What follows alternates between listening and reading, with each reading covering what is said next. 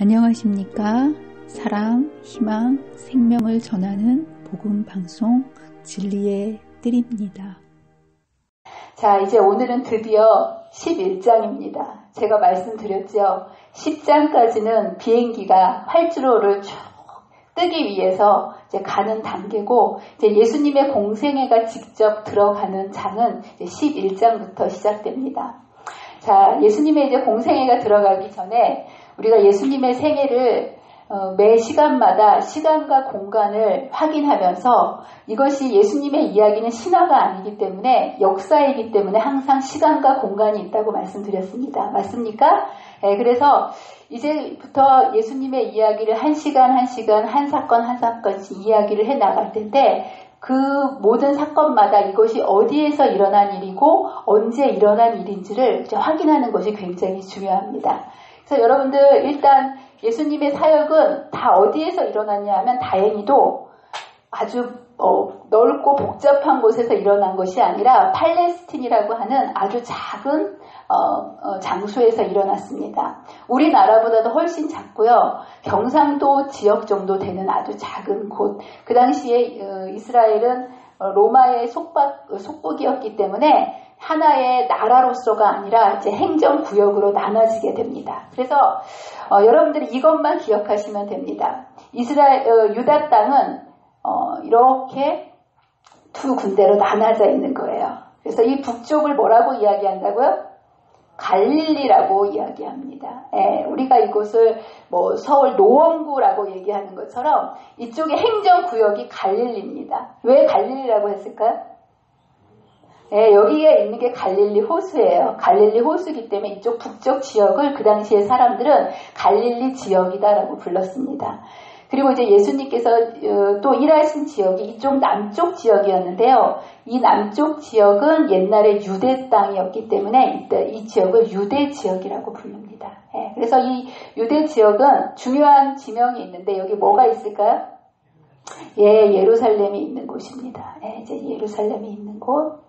그래서 예수님께서 이제 이 유대 사역을 하셨다라고 얘기하는 것과 갈릴리 사역을 하신다라는 얘기는 굉장한 차이가 있습니다. 그래서 예수님이 어느 지역에서 일하느냐를 확인하는 게 왜 중요하냐면, 사역의 뭐냐면 그 모습이 다르기 때문에 그렇습니다. 유대 지역에서 이렇게 사역을 하실 때는 사역의 대상이 누구일까요? 다 유대인이에요. 예수님은 다 유대인을 이렇게 하셨는데, 특별히 예루살렘은 이 당시의 수도였고요. 중요 인사들이 다 어디에 몰려 있었을까요? 예루살렘에 있었습니다. 그래서 그 당시에 유대의 지도자들이 모여 있었던 곳이 바로 이곳고, 종교의 중심, 정치, 모든 문화의 중심이 이제 예루살렘이었고, 여기에서 사역을 한다는 얘기는 그 당시에 국가의 중심부에서 뭐냐면 지도자들을 대상으로 복음을 전하셨다라는 겁니다. 이 지도자들이 예수님에 대해서 호의적이었을까요? 비호의적이었을까요? 많은 반대와 이 새롭게 나타난 30세의 젊은이가, 그쵸? 백성들의 인기를 다 몰아가는 걸 봤을 때 이 사람들이 좋은 눈으로 볼 수가 없었던 거예요. 그래서 어떻게든 예수님이 하시는 일마다 트집을 잡아서 예수님을 이렇게 죽이고자 하는 그러한 굉장한 압박 속에서 예수님께서 복음을 전하셔야 됐다라는 것. 그래서 유대에서 일하신다, 예루살렘에서 일하신다라고 여러분들이 지역을 딱 알게 되시면 예수님이 쉽지 않은 사역을 하셨겠구나라고 머릿속에 생각을 하셔야 됩니다. 근데 반대로 갈릴리에서 사역을 하실 때는 대상이 누굴까요? 민중입니다. 그래서 이때는 이제 예수님이 떴다 하면 수천 명씩, 그쵸? 여기서 베세다에서 5,000명을 먹으실 때 장정만 5,000명이었기 때문에 10,000명, 20,000명의 사람들이 예수님의 기적과 그분의 말씀을 통해서 이제 몰려드는, 그 예수님께 환호하는 백성들이 이제 예수님께 정말 호의적으로, 그쵸? 모여드는 이제 백성들의 민중 사역을 하셨다라는 것을 여러분들이 기억하시면 됩니다. 그리고 이제 중간에 잠깐 예수님께서 들리신 곳이 있는데, 여기 뭐가 있다고요? 사마리아라는 곳. 이 당시에는 이렇게 중간에 이런 일이 있기 때문에 예수님께서 사역을 어느 장소에서 하셨는가라는 여러분들이 장소 개념을 아는 것이 굉장히 중요합니다. 또 한 가지는 장소와 더불어 뭐가 중요하다고 말씀드렸죠? 시간입니다. 그래서 예수님의 사역을 시간 순으로 언제 사역을 하셨는지를 알기 위해서 시간을 나누게 되는데 시간을 나누는 기준을 뭘로 나눈다고 말씀드렸죠? 네, 감사합니다. 6월절입니다. 우리가 1월달이 우리나라의 1월달이 1월인 것처럼 유대력으로는 6월절을 뭐냐면 그 해의 첫 달로 잡습니다. 그래서 성경에 나오는 모든 것이 6월절 이후에 6월절 전에라고 얘기하면서 시간의 기준을 뭘로 잡는다고요? 6월절로 잡습니다. 그리고 예수님께서 공생애에 한 시간이 3년 반이기 때문에 이 땅에 공생애를 하시는 동안 성경에 나타난 6월절은 몇 개가 돼야 될까요?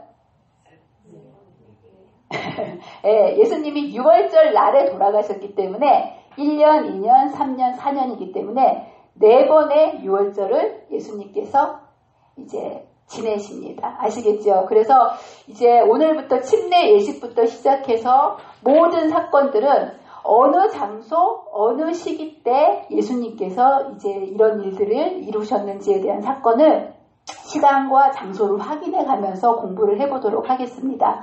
장소가 이러한 사역의 대상이 다르기 때문에 예수님의 이런 것들이 다른 것처럼 어느 시기에 예수님께서 사역을 했는지에 대한 시기도 굉장히 중요합니다.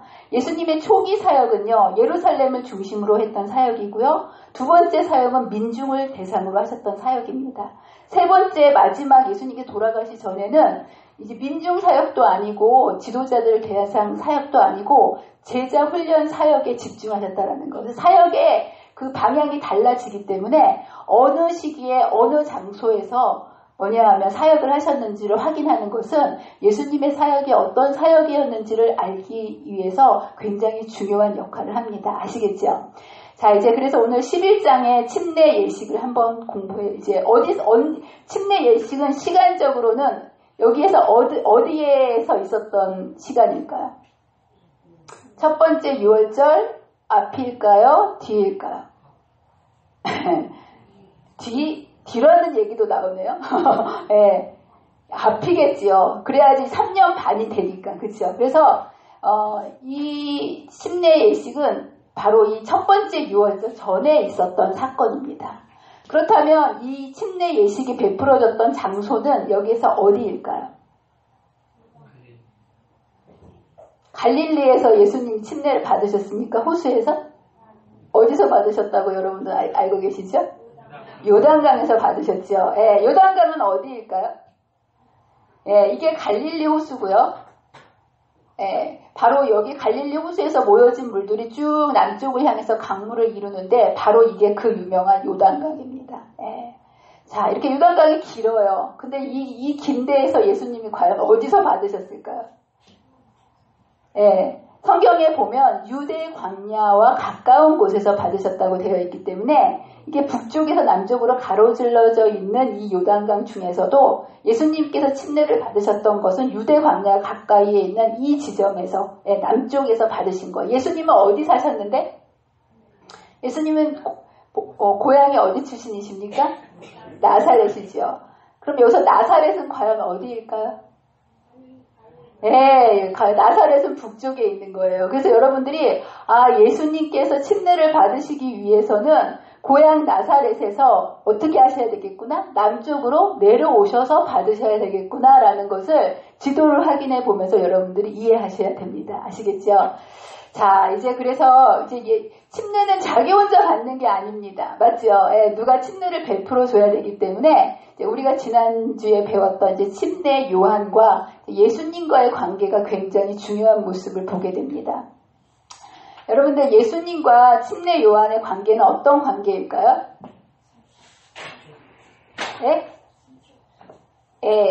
친척 관계죠. 어머니 엘리사벳과 마리아가 그죠? 서로 친척 관계였고 그렇기 때문에 예수님도 뭐냐 하면 이제 사촌 정도 되는 관계였다고 얘기합니다. 그런데 예수님과 침례 요한이 이 침례식이 있기 전에 만났을까요? 안 만났을까요? 왜 안 만났을까요? 네. 왜냐하면 이 친척 간에 이게 서로 만나게 되면 누구가 길을 예비해주고 자기가 메시아라고 한다라는 짜고 친다라는 그런 오해를 받을 수 있지 않겠습니까? 그래서 사실 침례 요한이 태어났을 때 마리아가 잠깐 방문을 했지만 그 후로는 서로 만나지 않게 되었다는 것이 여기 보면 하나님의 섭리였다라고 되어 있습니다. 예, 사람들의 불필요한 오해를 하지 않도록 하기 위해서. 그래서 그 당시에는 또 이게 왜 가능하냐면 지금은 교통과 통신이 발달되었기 때문에 뭐 전화하고 만나고 이런 게 아무 일도 아닌 것 같지만 이 당시에는 자기가 살고 있는 지역을 크게 벗어나지 않고 사람들이 살던 때였기 때문에 침례 요한은 어디에 살았고요? 예, 유대 광야에 살고 있었고 침례 요한이 자라났던 곳이 유대 광야라고 지난번에 공부하지 않았습니까? 예, 그리고 예수님은 어디 사셨던 거예요? 갈릴리에서 사셨기 때문에 이제 한 번도 서로 이제 만나지 피차 교통한 적이 없었다라고 얘기하는데 여기 보면 이 일은 하나님의 섭리가 명하신 것이었다. 이 두 사람이 서로 상대편의 주장을 지지하기 위해 공모했다는 혐의를 받을 여지가 없게 하기 위함이었다라고 얘기하면서 이제 침례 요한과 예수님은 한 번도 살면서 만난 적이 없다라고 이제 얘기를 하고 있습니다. 근데 여러분들 침례 요한이 어렸을 때부터 부모로부터 이제 너의 이제 탄생 그것을 듣고 자기의 사명과 정체성이 무엇인지 끊임없이 광야 학교에서 공부하면서 부모님에게 또 성령님에 의해서 이제 깨달음이 있지 않았겠습니까? 그죠? 예.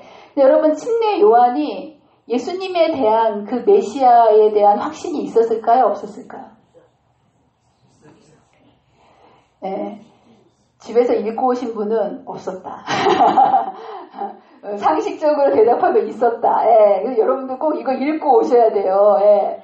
여기 보면 뭐라고 얘기되어 있냐면 침례 요한이 본인의 사명이 어렸을 때부터 귀에 못이 박히도록 내가 메시아의 길을 예비할 것이다. 그리고 예수님의 탄생 소식과 12살 때 간 이야기를 다 듣고 있었지만 이 사람의 마음속에는 뭐냐면 사실 지금 나사렛에서 얘기 듣기만 했던 그 예수라는 그죠? 예, 그 청년이 과연 메시아일까라는 뭐냐면 의심이라기보다는 확신이 없었다라는 거예요. 왜 그랬을까요? 예수님의 삶이 너무나 평범했다라는 거예요. 예. 여러분들 대성식품 나무는 뭐라 그러죠? 떡잎부터 알아본다. 근데 예수님은 어렸을 때 전혀 메시아 같은 삶을 살았다고요? 평범하게 살았다고요?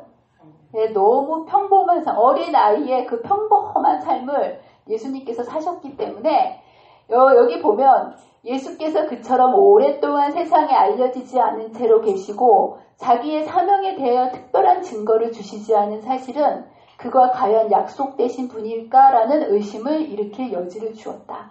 뭔가 메시아로서의 그러한 것들이 이렇게 증거가 있고 좀 여러 가지 그런 소식을 듣기를 이렇게 기대하고 있었는데 그야말로 너무나 지극히 평범하고 아무 일도 일어나지 않는 예수님의 생애를 보면서 이분이 과연 메시아의 일을 감당할 수 있는 사람일까라는 마음속에 의심을 갖게 되는 그러한 것이 있었다라는 거예요. 그러면서도 끊임없이 성령과 고통하고 기도하면서 이 사람은 그러나 하나의 계시를 받고 있었는데 그게 뭐냐면 침례 요한은 하나님의 정하신 때가 이르면 모든 것이 다 분명해지리라고 믿으면서 믿음으로 기다렸다. 그러면서 성령께서 가르쳐 주시는 거예요. 여러분 침례 요한이 사역이 굉장히 중요한 사역 아닙니까? 그렇죠? 이 땅에서 태어난 사람들 중에 가장 중요한 사역이기 때문에 이제 예수님의 길을 예비하는 사역을 해야 되는데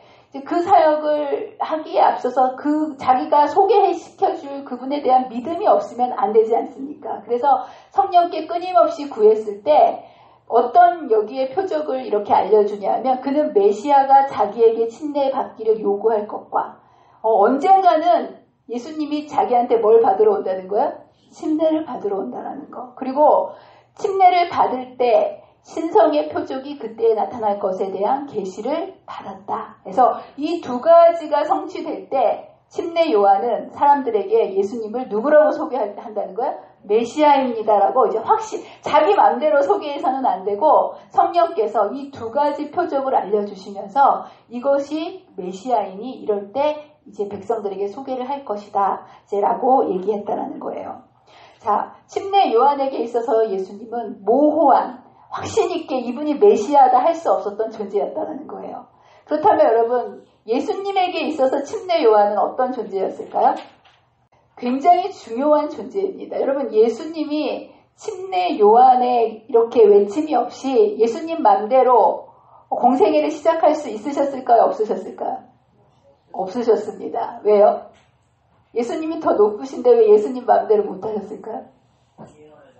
네, 맞습니다. 예수님의 탄생부터 십자가까지는 하나님께서 구약에 이루어 놓으신 모든 예언을 성취하셔야만 하셨습니다. 예, 그렇기 때문에 여기 보면 여러분들 말라기 성경의 구약의 맨 마지막 책에 보면 메시아에 대한 마지막 예언이 나와 있는데 뭐라고 되어 있냐면 말라기 4장 5절로 6절에 보라 여호와의 크고 두려운 날이 이르기 전에 내가 선지 엘리야를 너희에게 보내리니 그가 아버지의 마음을 그들의 아버지에게로 돌이키게 하리라 이제 라는 그 엘리야의 사명을 이야기해 주면서 이 여호와의 크고 두려운 날은 뭐를 얘기합니까? 메시아가 오시는 날을 이야기합니다. 예.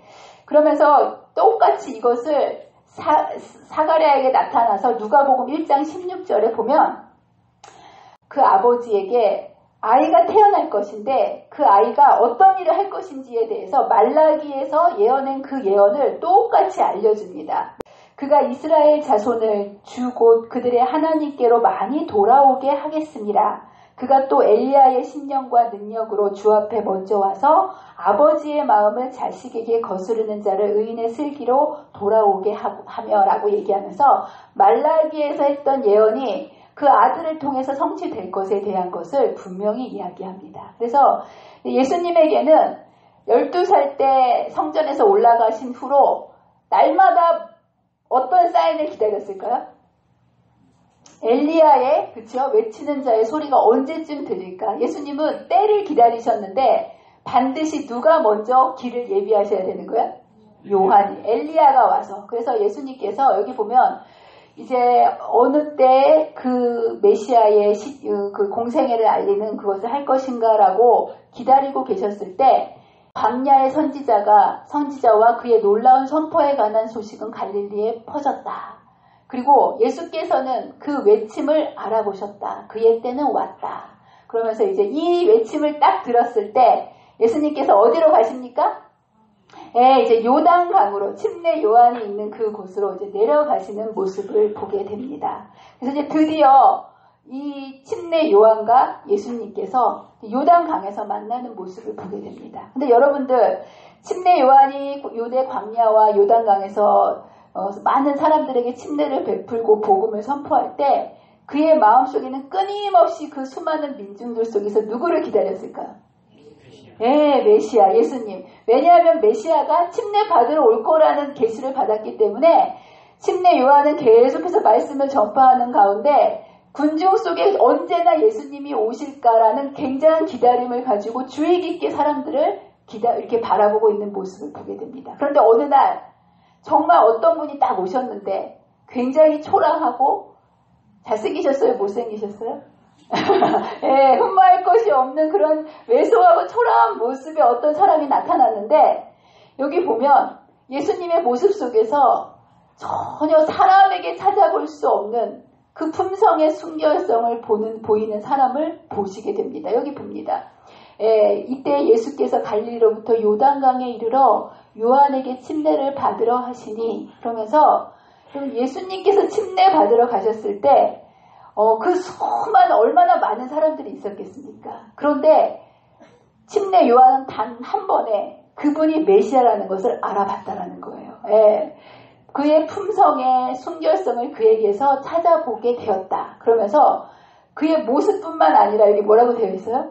그가 계신 그 자리는 분위기까지도 거룩하고 엄숙하였다. 그처럼 신령한 가마력을 나타내는 사람과 여기 보면 접촉해 본 적이 없었다. 이 모든 것이 다 메시아에 관하여 계시된 것과 부합되었다. 예수님의 모습 속에서 말하지 않아도 그 예수님의 그 순결한 모습이 메시아임을 이제 증거하는 모습을 보게 됩니다. 그래서 예수님을 보는 순간 침례 요한이 내뱉은 말이 있어요.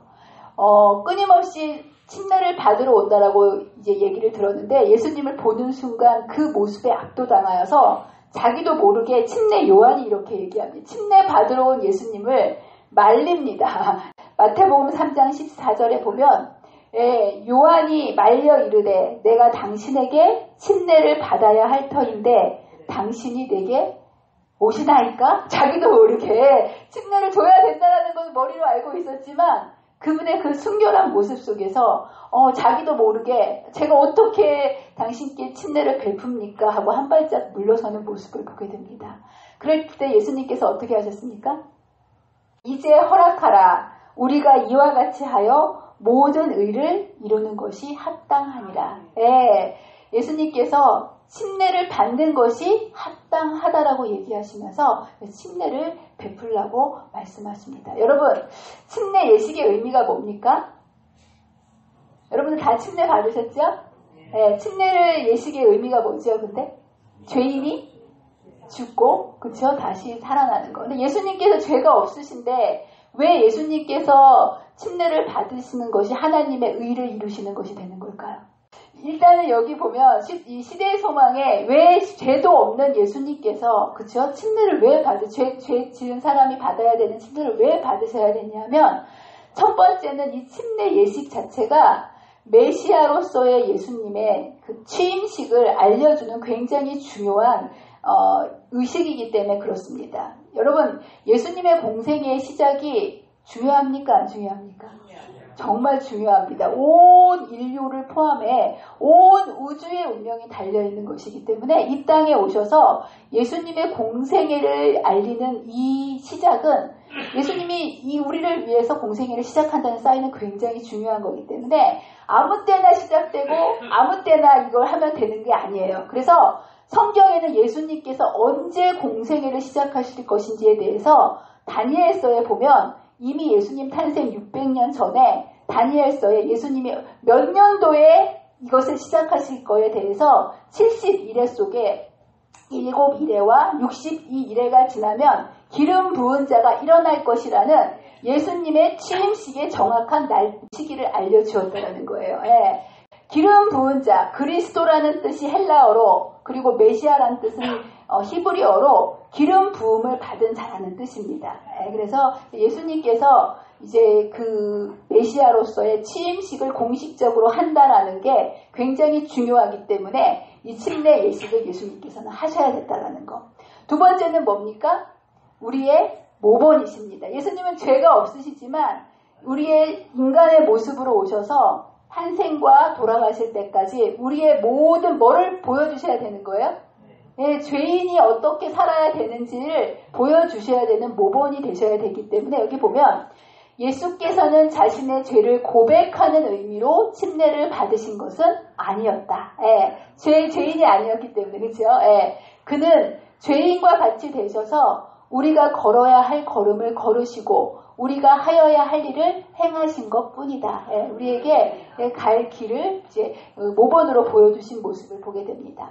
또 한 가지로 마지막은 뭐냐면 요한의 성취를 증거를 성취시킴으로 인해서 사람들로 하여금 예수님이 메시아라는 사실을 분명하게 알려주셔야 됐어요. 여러분, 메시아가 오셨어도 이분이 진가민가 하면 사람들이 헷갈리지 않습니까? 그래서 사람들로 하여금 요한의 증거를 성취시킴으로 기다렸던 그 메시아가 바로 나다라는 것을 알려주시기 위해서 이것을 하게 됩니다. 그래서 요한이 어떤 계시를 받았냐면 침례를 베풀라 하신 그이가 나에게 말씀하시되 성령이 내려서 누구에게 머무든지 그가 곧 뭐냐면 하나님의 아들이심을 증언한다라고 했어서 이 침례 예식을 통해서 하나님의 아들이심을 증거하는 계기가 되기 때문에 예수님께서는 반드시 침례를 받으셔야 됐다라는 거. 그래서 여러분들 왜 예수님께서 침례를 받으셨는지 이해가 되시죠? 그래서 여기 보면 요한에게 침례를 의뢰하신 것은 요한의 봉사를 확증하고 그것이 하늘의 인정으로서의 위치, 즉 표로서이다. 그래서 하나의 하나님의 아들이심을 표시하기 위해서 받으신 모습을 보게 됩니다. 그래서 여러분들 근데 예수님께서 받으신 침례는 어떤 침례일까요? 요즘 많은 사람들이 침례라고 부르지 않고 뭐라고 부르죠? 세례라고 얘기합니다. 여러분 침례와 세례가 뭐가 다릅니까? 침례는요, 침자가 담글 침자입니다. 그래서 밥티조라 그래가지고 여러분 염색을 할 때 염색을 물속에 푹 담그지 않습니까? 이제 그것을 담글 침이라고 얘기하고 세자는 뿌릴 세입니다. 그래서 침례 예식과 세례 예식은 엄연히 다른 겁니다. 근데 예수님께서 침례를 받으셨을까요? 세례를 받으셨을까요?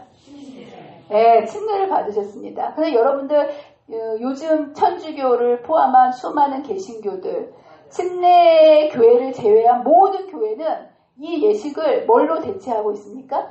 세례로 하고 있습니다. 왜 그럴까요? 근데 이 침례 예식은 여러분 굉장히 중요합니다. 예수님께서 보여주신 그 모본은 담그는 예식이었고 침례 예식 이것이 예수님께서 모본을 보여주실 만큼 중요한 의미를 가진 것은 침례 예식 자체가 굉장한 의미를 갖고 있기 때문에 어느 정도냐면 예수님께서 니고데모하고 얘기하실 때 뭐라고 얘기하셨냐면 사람이 물과 성령으로 거듭나지 아니하면 하늘나라를 볼 수 없다. 여러분 침례가 그러니까 중요하다는 얘기 안 중요하다는 얘기예요. 굉장히 중요하다는 얘기죠. 그런데 이제 그런 중요한 예식을 사단이 왜곡시키는 모습을 보게 됩니다. 그런데 하나님께서는 이 침례 예식을 통해서 굉장히 중요한 의미를 가르쳐주고 싶으셨는데 침례는 여러분들 어떤 의미를 담고 있을까요? 첫 번째는 물속에 들어갈 때 죽음, 장사 지내는 것을 이야기합니다. 죄로부터 이제 장사 지내는 수장하죠. 그리고 다시 일어날 때는 부활을 얘기합니다. 부활. 탄생, 살아남. 이것을 뿌리는 걸로는 그 의미를 대체할 수 없는 거예요. 그래서 여러분들, 하나님께서는 뭔가 새로운 시작과 탄생을 얘기할 때는 항상 물과 연관을 시키십니다. 여러분, 지구가 탄생할 때 어디서 탄생한 줄 아세요?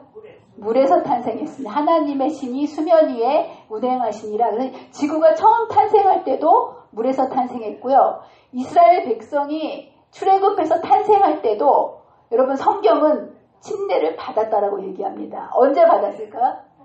홍해를 건널 때 침례를 받은 거라고 그것에 대해서 어디에서 그 얘기를 하고 있냐면 고린도전서 10장 2절에 그가 모세에게 속하여 다 구름과 바다에서 침례를 받고 라고 얘기하면서 이스라엘 탄생에도 물에 연관이 되어 있는 모습을 보게 됩니다. 교회가 탄생할 때도 예수님께서 옆구리에서 물과 피를 흘리셔서 탄생시키셨죠. 그래서 새로운 탄생을 이 물에서 일어나는 모습으로 이렇게 계속 연관시켜서 얘기하는데 이러한 인간의 어떠한 편리 때문에 침례 예식이 어느 순간 뭘로 대체돼 버렸다는 거예요? 세례. 여러분 언제까지 이런 어떤 계기로 해서 이게 바뀐 줄 아십니까? 그걸 모르세요? 이게 예수님 당시에도 그렇고요. 사도들의 당시에도 그렇고 성경상에서는 항상 침례라는 얘기가 사실 구약에서는 하나님의 백성인 표로 할례를 했고요. 신약에 들어왔을 때 침례를 베풀었는데 침례 예식이 이루어진 곳은 항상 어디에서 이루어졌을까요? 물이 있었다라는 거예요. 그렇다면 이런 엄청난 의미를 담고 있는 침례 예식이 언제부터 변질됐는가라고 얘기하면 여러분 12세기까지는 계속 침례 예식이 이루어졌었는데요. 12세기 이후에 십자가 전쟁 때 많은 사람들을 전쟁에 내보내면서 그 신앙을 고백하고 침례 예식을 줘야 되는데 수천 사람의 사람들을 침례를 한꺼번에 줄 수 없지 않습니까? 그래서 이제 편리를 도모하고자 뿌렸던 것들이 사람은 언제나 하나님의 말씀보다는 인간의 전통과 편리를 따르는 그러한 것들 때문에 시간이 흐르면서 교회에 뭐가 뿌리를 내리게 된 거예요? 세례가 이렇게 뿌리를 내리게 되는 모습을 보게 됩니다. 그런데 여러분들 인간의 편리나 그런 어떤 전통으로 하나님, 예수님께서 보여주신 그 모본을 바꾸면 되겠습니까? 안 되겠습니까? 예, 이제 예수님께서는 그것에 대해서 이렇게 얘기를 하시는 모습을 보게 됩니다. 자, 이제 그래서 침례를 받으시고 예수님께서 물에서 나오시는데요. 여러분들 침례 예식한 다음에는 뭐 하십니까? 침례 예식 다 끝나면 뭐 하세요? 옷을 갈아입고요. 그리고 뭐 하세요? 사진 찍으시잖아요. 그렇죠? 근데 예수님은 침례 예식을 받으시고 뭐 하셨다라고 되어 있습니까?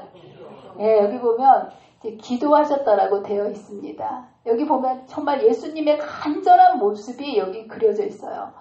예수도 침례를 받으시고 기도하실 때에 라고 이제 얘기하면서 그 물에서 나오신 예수님은 곧 강 언덕에 엎드려 기도하셨다. 쓰러지듯이 예수님께서 엎드리셔서 정말 간절하게 기도로 먼저 시작하시는 모습을 보게 됩니다.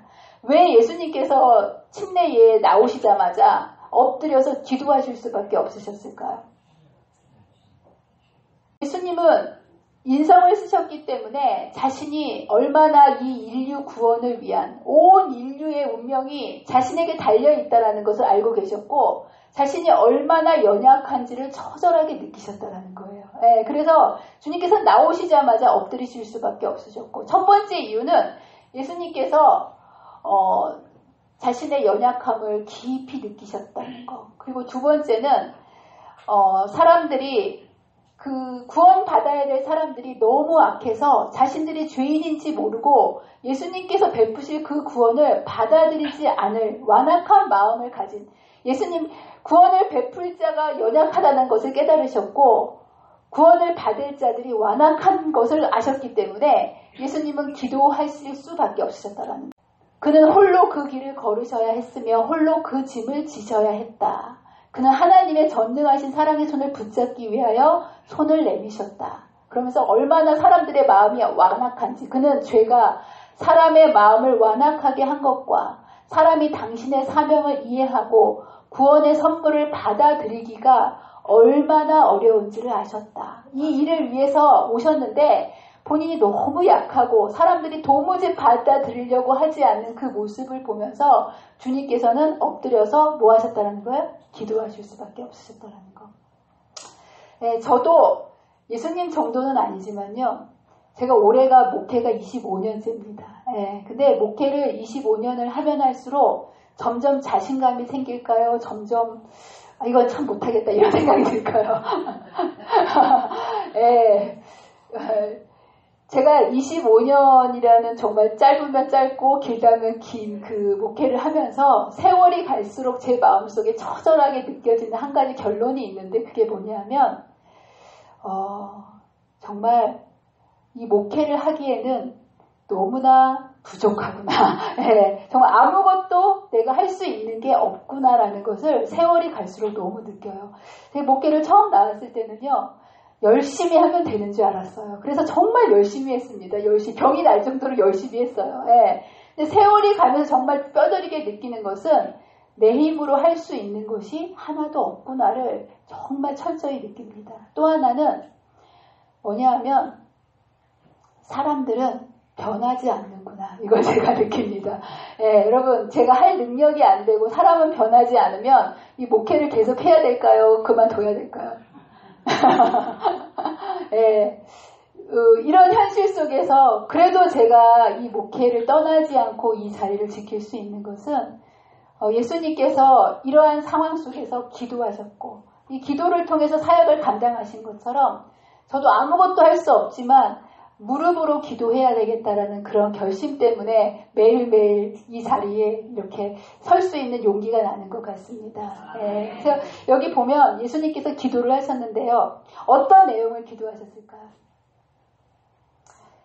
그가 연약하고 이 사람들이 악한 것을 아셨기 때문에 이것들을 감당할 수 있는 능력이 필요하지 않겠습니까? 그래서 하나님께 능력을 달라고 기도하시는 모습을 보게 됩니다. 첫 번째 기도 제목은 하나님 저의 연약함과 백성의 악함을 딛고 일어설 수 있는 능력을 주십시오라고 기도합니다. 그는 그들의 불신을 정복하고 사단이 그들을 메어둔 착고를 깨트리며 그들을 대신하여 파괴자를 정복할 수 있는 능력을 달라고 하나님께 간구하였다. 그리고 여러분이 능력은 눈에 보입니까? 안 보입니까?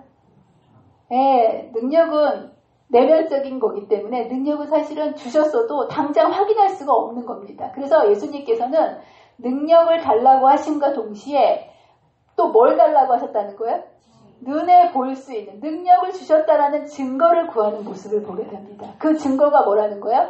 그는 하나님께서 당신의 아들 안에서 인류를 받으신다는 증거를 강구하셨다. 주님께서는 이 두 개를 놓고 하나님께 간절히 기도하는 모습을 보게 됩니다. 그랬을 때 어떤 일이 일어났을까요?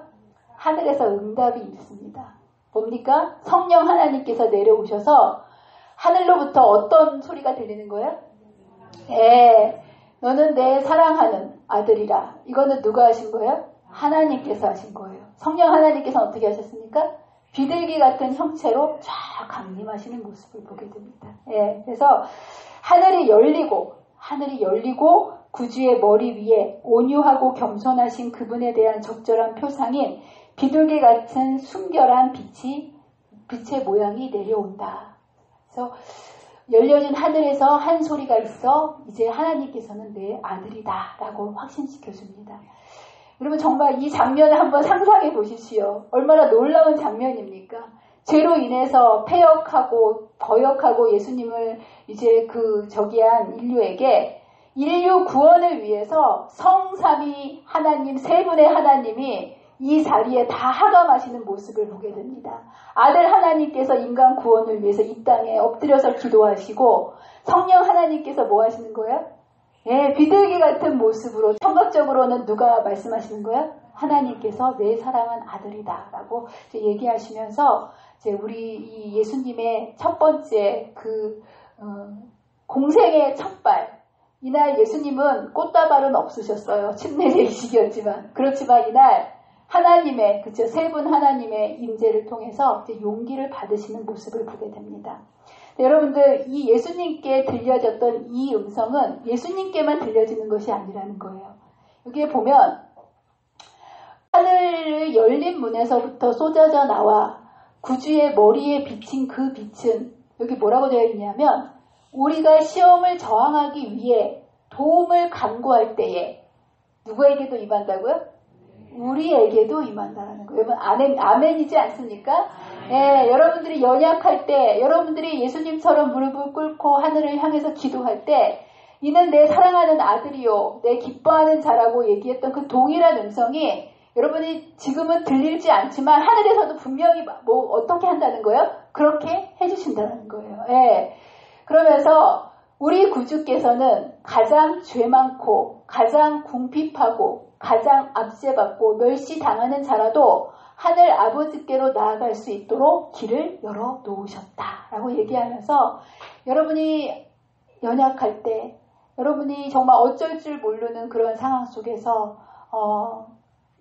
무릎을 꿇고 기도하면 하나님께서 예수님께 보여주셨던 이 똑같은 것들을 여러분의 심령 속에 믿음의 눈을 열고 믿음의 길을 열고 들을 때 주님께서는 이렇게 지금도 여러분의 삶을 위로하신다?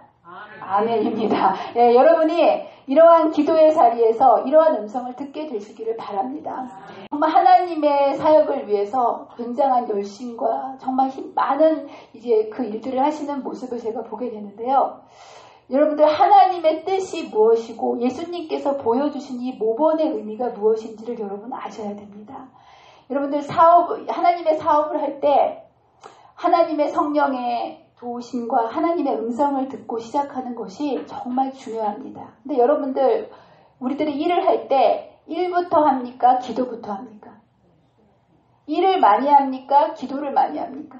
여러분들 이제부터는 일보다 기도를 훨씬 많이 하게 되시기를 바랍니다. 예수님께서 이게 정말 중요하시기 때문에 공생의 첫 번째 침례 예식에서 제일 보여주신 게 여러분들 모든 인류의 운명이 예수님께 달려있고 예수님께서 하나님의 사역에 대한 얼마나 큰 부담을 갖고 있으셨겠습니까? 이 세상을 구원하고 변화시키고 새롭게 해야 할 그 운명이 예수님께 이렇게 주어졌을 때 예수님은 여러분들이 생각하는 것보다 이 하나님의 사역에 대한 어마어마한 부담감을 느끼셨을 것입니다. 그런데 주님은 일부터 하지 아니시고 맨 먼저 뭐부터 시작하셨다는 거예요? 기도부터 하셨다는 거. 그래서 여러분의 심령 속에 기도가 세상을 바꾼다라는 생각을 깊게 하게 되시기를 간절히 바랍니다. 여러분의 일로 하나님의 일이 이루어지는 것이 아니고요. 기도를 통해서 하나님이 일하도록 하시는 것이 하나님의 뜻이라는 거. 여러분들 영국의 그 유명한 사람 중에 감리교를 이렇게 창설한 찰스 웨슬리와 존 웨슬리라는 사람이 있습니다. 이 웨슬리 가문은 굉장히 이제 유명한 가문이었고요. 영국이 산업혁명으로 인해 가지고 어떤 부귀를 쌓아가는 과정에서 도덕적으로 나라가 바닥을 치는 그때에 영적 각성으로 영국의 부흥을 일으켰던 그 가문이 바로 웨슬리 가문입니다. 근데 여러분이 웨슬리 가문의 어머니의 이름이 수산나 웨슬리인데요. 수산나 웨슬리는 자식이 10명이었다고 그래요. 여러분 요즘은 한 명도 키우기 어려워가지고 다들 난리인데 그 옛날에 이 어머니는 10명의 자식을 키웠고 여러분 그때 당시에 10명의 자식을 키운다는 것이 쉬운 일이었을까요? 어려운 일이었을까요? 어렵지요. 지금은 빨래는 세탁기가 해주고 청소는 청소기가 해주고 밥은 밥솥이 해주는데도 애 키우기 힘들다고 난리지 않습니까? 근데 그 당시에 10명의 아이들을 나무를 다 해왔고 해야 되고 불을 떼야 되고 모든 것을 해야 되는 시절에 이 엄마가 기도하고 말씀 읽을 시간이 있었겠습니까? 그런데 이 어머니의 심령 속에는 뭐가 분명히 자리 잡고 있었냐면 기도가 세상을 바꾼다라는 것을 분명히 믿고 그리고 그것을 실천했던 사람입니다. 이 사람이 너무너무 시간이 없으니까 이 사람은 어떻게 기도를 했냐면 이 사람이 남긴 말이 있습니다. 뭐라고 얘기했냐면 혹시 우리 집 근처를 지나가다가 부엌에서 머리에 앞치마를 뒤집어 쓰고 있는 나를 보면 뭘 하냐고 묻지 말아달라. 기도로 세상을 바꾸고 있는 중이니까. 여러분들 기도로 세상을 바꾸는 거 맞습니까? 네, 맞습니다. 이 여인은 기도를 순간순간 시간이 없을 때 앞치마를 뒤집어 쓰고 장선도 없었을 때 하나님께 기도를 통해서 자식을 키워냈고 실제로 그 기도를 통해서 나라를 변화시키고 세상을 변화시키는 일을 했다라는 거. 주님께서는 이 모본을 통해서 저와 여러분이 마지막 예수님의 재림을 위하여 세상을 변화시키고 주님께 인도할 그러한 자들로 똑같이 우리를 부르십니다. 그런데 우리에게 뭔가를 하라고 일을 시키시는 것이 아니라 무엇을 하라고 우리를 부르시는 겁니까? 기도하라고 부르신다라는 거.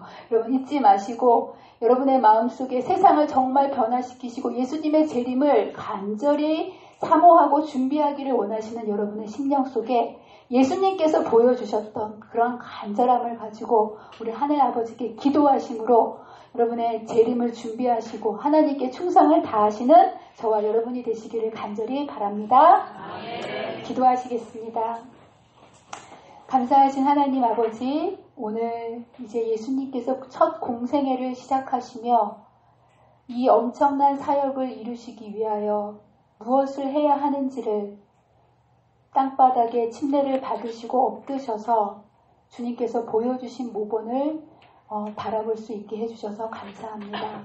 주님, 우리가 이제껏 주님의 일을 하느라 많이 분주하고 열심히 주님의 일을 했지만 주님, 오늘 말씀을 통해서 정말 우리가 진정으로 하나님의 뜻을 이루는 것이 무엇인지 다시 한번 깨우쳐 주시니 감사합니다. 주님, 우리가 더 많이 기도하게 하시고 기도를 통하여 하나님과 깊이 교통함으로 하나님께서 이루고자 하시는 일이 무엇인지를 깨닫게 하시며 주님께서 우리를 통해서 그 일을 이루시도록 기도로서 우리 자신을 날마다 비우는 믿음의 백성들이 될 수 있도록 저희와 함께 해주시기를 사랑과 은혜가 많으신 예수님의 이름으로 간절히 기도합니다.